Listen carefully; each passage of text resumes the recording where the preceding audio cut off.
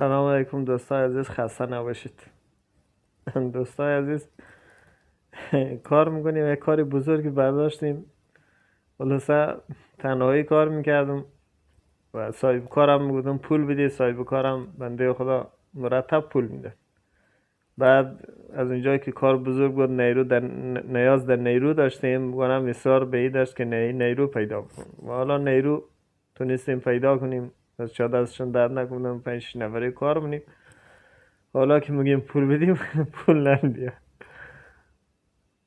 حالا نمیدونم دوباره بچه ها رو بفرستم تنهایی کار بکنم پول بگیرم، یا هم 5 نفری کار بکنیم، بهش اعتماد کنیم، کار رو تمام کنیم. پناه بر خدا، چی شد. بیا هوا میترسیم هوا گرم شد، کارم سخت میشه دیگه. شاید نیرو هم گیر نه. صاحب کارم هرچی بهش میگه حالش نیه. نمیدونم، فقط میگه چشم تو خالی دیگه. نمیدونم چی کار کنیم. حالا دوستا ببینیم که نظرشون چیه.